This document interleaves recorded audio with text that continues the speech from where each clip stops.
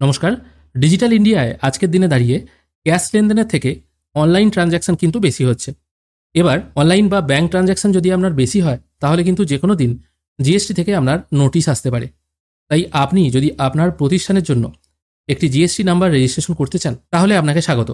এখন যে পোর্টালটির কথা আপনাকে বলবো, এই পোর্টাল থেকে আপনারা খুব সহজেই জিএসটি নাম্বার পেতে পারবেন এবং জিএসটির যাবতীয় কাজ কিন্তু এখান থেকেই করাতে পারবেন। এবার সবার আগে আপনাদের প্রশ্ন, এই পোর্টাল আমরা পাবো কোথা থেকে? ডেসক্রিপশনে আমি লিঙ্ক দিয়ে রাখবো, সেখানে ক্লিক করে আপনারা সরাসরি এই পোর্টালে চলে আসতে পারবেন।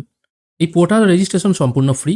এখানে আইডি পাসওয়ার্ড জেনারেট করতে কিন্তু কোনো রকম আপনার খরচ হবে না। আর এখানে একটি হেল্পলাইন নাম্বার দেখতে পাচ্ছেন, এই নাম্বারে ফোন করে আপনারা কিন্তু সমস্ত তথ্য পেয়ে যাবেন। রেজিস্ট্রেশন প্রসেস কী আছে সেটা আগে দেখে নেব। এখানে সবার আগে ফুল নেমের জায়গায় আপনার নাম ফিল করতে হবে, তারপর আপনার ফোন নাম্বার এবং ইমেল আইডি এখানে ফিল করে দেবেন। তারপর আপনার সম্পূর্ণ অ্যাড্রেস আধার কার্ড অনুযায়ী এই ঘরে ফিল করবেন। তারপর আধার কার্ডে যে পিনকোডটা লেখা আছে সেটা এখানে ফিল করবেন। তারপর আপনার এখান থেকে ড্রপডাউন থেকে স্টেট চুজ করে নিতে হবে। তারপর কোম্পানি/বিজনেস নেমের জায়গায় আপনার দোকানের নাম লিখতে পারেন। তারপর আপনার আধার নাম্বারটা এখানে ফিল করবেন, প্যান নাম্বার এখানে ফিল করবেন। তারপর অ্যাকাউন্ট টাইপ এখানে একটা সিলেক্ট করতে বলা হয়েছে। এখানে রিটেলার, ডিস্ট্রিবিউটর এবং সুপার ডিস্ট্রিবিউটর 3 টাইপের মডিউল আছে। এবার এখানে বলতে পারেন আমরা তো জিএসটি ফাইল করব বা আইটিআর ফাইল করব, এক্ষেত্রে রিটেলার বা ডিস্ট্রিবিউটর সিস্টেম আনার কী দরকার? দেখুন, এই পোর্টাল থেকে যেহেতু প্যান কার্ডের কাজও হয়, সেই জন্য রিটেলার, ডিস্ট্রিবিউটর, সুপার ডিস্ট্রিবিউটর এই 3 টাইপের ফেসিলিটি অন করা আছে। যারা শুধুমাত্র ইনকাম ট্যাক্স অথবা জিএসটি ফাইল অথবা পাসপোর্টের সুবিধাটি নিতে চান, সেক্ষেত্রে আপনারা শুধুমাত্র রিটেলার অপশন সিলেক্ট করতে পারেন বা অন্য অপশনগুলোও সিলেক্ট করতে পারেন, কোনো রকম অসুবিধা নেই। কারণ রেজিস্ট্রেশন তো সম্পূর্ণ ফ্রি। আমি আপাতত এই সমস্ত ডিটেলগুলো ফিল করে নিচ্ছি, তারপর রেজিস্টার নাও অপশনে ক্লিক করব। রেজিস্ট্রেশন করার সঙ্গে সঙ্গে আপনার সামনে এই টাইপের একটি ড্যাশবোর্ড চলে আসবে। এটা হচ্ছে আপনার ইউজার আইডি, যেটা এখানে শো হচ্ছে, আর এটা হচ্ছে আপনার পাসওয়ার্ড। আর এখানে দেখুন বলা হয়েছে এই মেসেজটি শুধুমাত্র একবারই দেখানো হবে, পরে আর দেখানো হবে না। তাই আপনার ইউজার আইডি এবং পাসওয়ার্ড যখন এরকম জেনারেট হয়ে যাবে তখন অবশ্যই এটার একটা ছবি তুলে রেখে দেবেন, ভবিষ্যতে লগ ইন করতে কিন্তু কাজে লাগবে। একবার রেজিস্ট্রেশন হয়ে গেলে সরাসরি আপনারা লগ ইন পেজে চলে আসতে পারবেন। একটু নিচের দিকে এসে গো টু ড্যাশবোর্ড অপশানে ক্লিক করলে আপনারা এখানে যে সমস্ত ফেসিলিটিগুলো আছে সেগুলোর সুবিধা কিন্তু গ্রহণ করতে পারবেন। একবার রেজিস্ট্রেশন হয়ে যাওয়ার পর আপনি যদি জিএসটির জন্য নিজের প্রতিষ্ঠানের নাম নথিভুক্ত করতে চান, তাহলে এখানে এসে অ্যাপ্লাই জিএসটি এই অপশানে ক্লিক করতে হবে। এখানে দেখতে পাচ্ছেন জিএসটি রেজিস্ট্রেশন চার্জ 700 টাকা। সেই জন্য আগে আপনাকে ওয়ালেটে 700 টাকা লোড নিয়ে রাখতে হবে। আমার এই মুহূর্তে 51 টাকার মতো লোড আছে। আমি অ্যাড মানি অপশানে ক্লিক করে 700 টাকা লোড নেব। আমি অ্যাড মানি অপশানে ক্লিক করছি। এখানে মিনিমাম 200 টাকা থেকে ম্যাক্সিমাম 5000 টাকা পর্যন্ত আপনারা লোড নিতে পারবেন।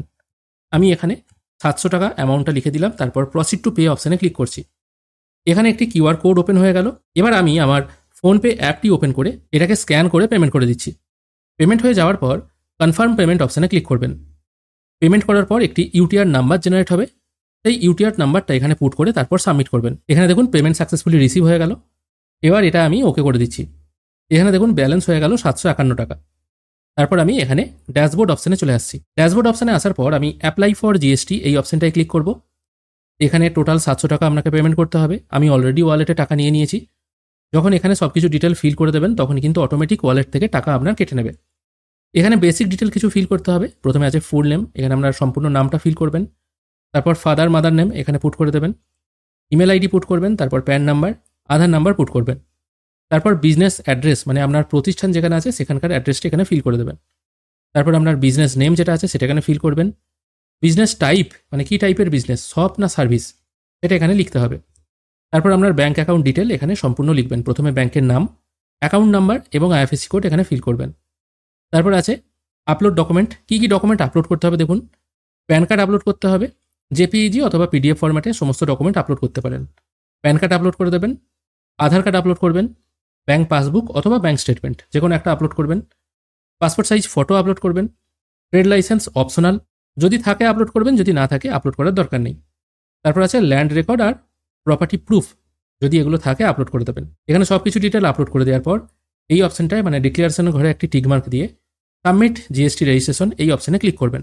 আমি সব ডকুমেন্ট এখানে আপলোড করে দিয়েছি। তারপর সাবমিট জিএসটি রেজিস্ট্রেশন এই অপশানটায় ক্লিক করছি। এখানে দেখুন জিএসটি সাবমিটেড সাকসেসফুলি এরকম মেসেজ চলে এলো। এখানেও দেখুন স্ট্যাটাস দেখাচ্ছে আন্ডার প্রসেস, এখানে আপনার প্যান নাম্বারটা শো হবে।